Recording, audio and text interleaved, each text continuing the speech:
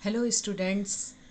Corona काल की प्रतिकूल परिस्थितियों को ध्यान में रखते हुए 22 जुलाई 2021 को सीबीएसई ने क्लास 9th हिंदी कोर्स ए के लिए परीक्षा विनिर्देशन जारी किया है, जिसके अंतर्गत सीबीएसई ने क्लास 9th के पाठ्यक्रम एवं प्रश्न पत्र के प्रारूप में परिवर्तन किया है, जिसकी चर्चा करना यहाँ आवश्यक है क्योंकि ये जो प्रश्न पत्र है ये पिछले साल के प्रश्न पत्र से अलग है।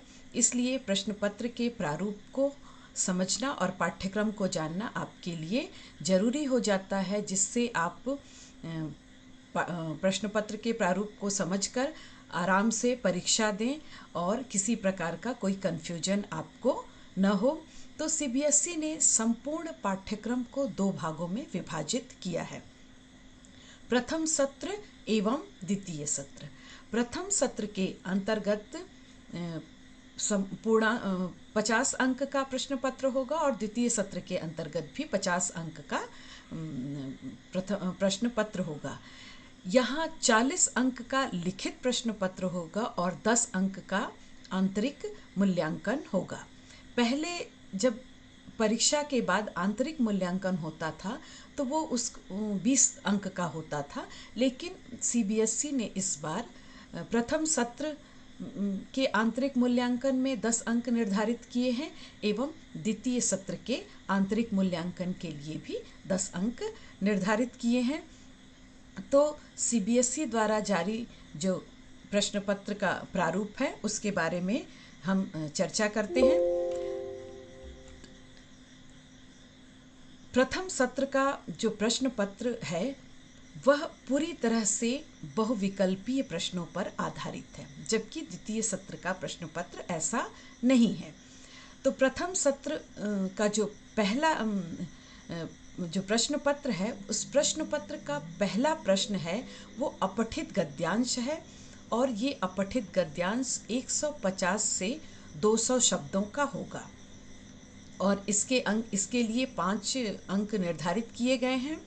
मतलब गद्यांश के आधार पर 5 प्रश्न आपको दिए जाएंगे और हर प्रश्न के 4 विकल्प होंगे।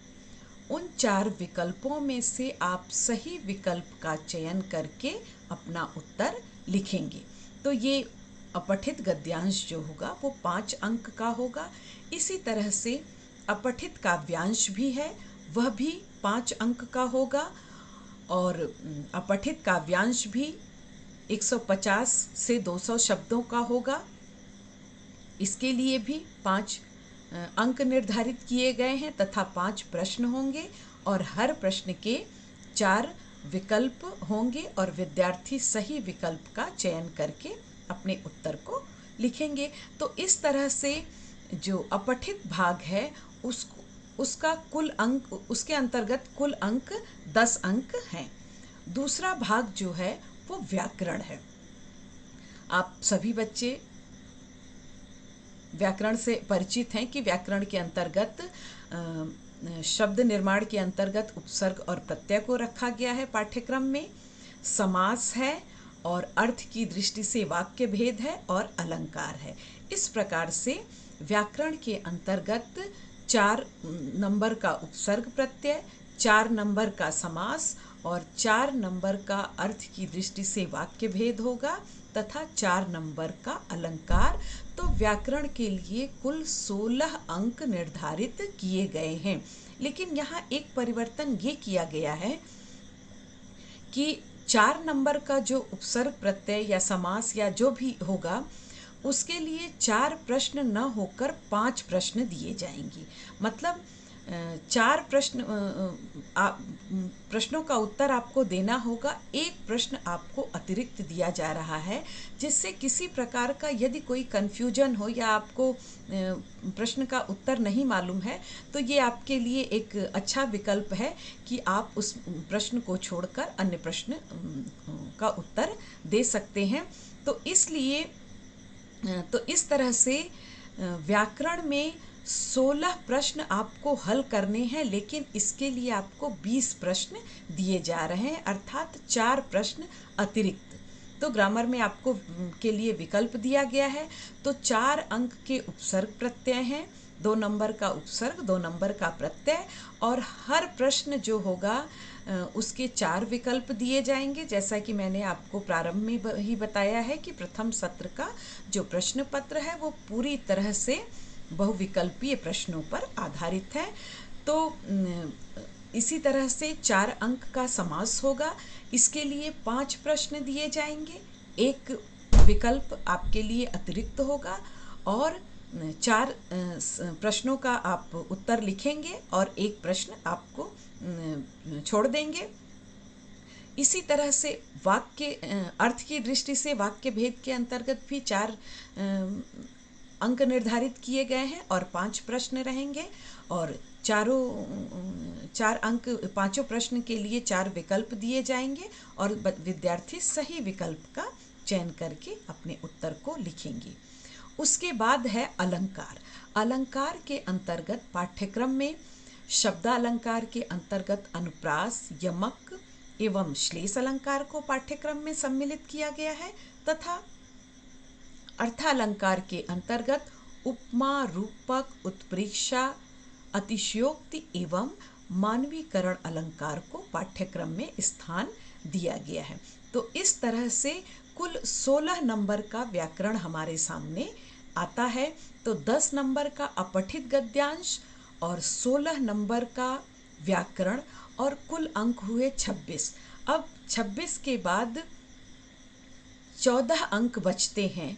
तो 14 अंक जो हैं वो आपके पाठ्य पुस्तक क्षितिज से आएंगे, और 10, 16 और 14 मिलाकर होते हैं 40। मैंने आपको बताया था कि 40 अंक के प्रश्न पत्र होंगे और 10 अंक का आंतरिक मूल्यांकन है।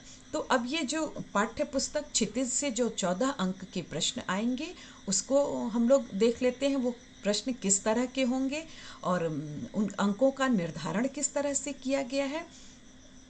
तो सबसे पहले गद्य खंड से 7 नंबर के प्रश्न आएंगे।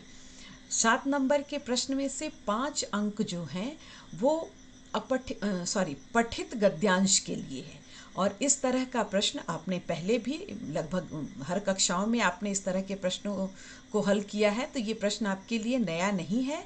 तो 5 बहुविकल्पीय प्रश्न होंगे जो गद्यांश पर आधारित होंगे, और 2 प्रश्न हैं अन्य पाठ से पूछे जाएंगे जो 1-1 नंबर के होंगे, यह भी बहुविकल्पीय होंगे। तो गद्य भाग से कुल 7 अंक के प्रश्न आएंगे, और उसके बाद अब हमारे पास बचता है 7 अंक। तो 7 अंक काव्य खंड से आएंगे। तो क्षितिज पुस्तक में जो कविताओं से संबंधित पाठ दिए गए हैं, काव्यांश के आधार पर उनमें से 5 बहुविकल्पीय प्रश्न आएंगे। ये 5 बहुविकल्पीय प्रश्न काव्यांश पर आधारित होगा, और इसके भी 4 विकल्प होंगे, और विद्यार्थी सही विकल्प का चयन करके अपने उत्तर को लिखेंगे। और 2 प्रश्न क्षितिज के अन्य पाठ से 1-1 नंबर के प्रश्न होंगे, पूछे जाएंगे। तो इस प्रकार से 7 नंबर का क्षितिज के काव्य भाग से प्रश्न पूछे जाएंगे। उसके बाद 10 नंबर अपठित गद्यांश काव्यांश, 16 नंबर व्याकरण और 14 नंबर पाठ्य पुस्तक क्षितिज। पूरक पुस्तक कृतिका से प्रथम सत्र में प्रश्न नहीं पूछे जाएंगे। यह पुस्तक इस पुस्तक के जो पाठ हैं वो द्वितीय सत्र में आएंगे। तो 10 नंबर का आंतरिक मूल्यांकन होगा। ये आंतरिक मूल्यांकन जो होगा पाठ्यक्रम विनिर्देशन में दिए गए निर्देशों के अनुसार शिक्षक विद्यार्थियों का मूल्यांकन करेंगे, और वो निर्देशों के आधार पर ही आंतरिक मूल्यांकन करेंगे। तो इस प्रकार से संपूर्ण प्रश्न पत्र 50 अंक का निर्धारित किया गया है, और अंकों का विभाजन इस प्रकार से किया गया है। तो आपको यहाँ ये चर्चा करना बहुत ज़रूरी था बच्चों, ताकि प्रश्न पत्र के प्रारूप को समझने में आपको किसी तरह की कोई परेशानी ना हो और आप परीक्षा भवन में अच्छे से अपने प्रश्न पत्र को समझते हुए अपने उत्तर को लिख सकें। अब हम यहाँ चर्चा कर लेते हैं कि 2021-22 के प्रथम सत्र में कौन कौन से पाठ आएंगे या सिलेबस क्या होगा। तो इस तरह से गद्य खंड जो है, गद्य खंड में 2 पाठ रखे गए हैं। पहला प्रेमचंद जी द्वारा लिखित 2 बैलों की कथा पाठ है और दूसरा राहुल सांकृत्यायन जी द्वारा लिखित लासा की ओर यात्रा वृत्तांत को रखा गया है।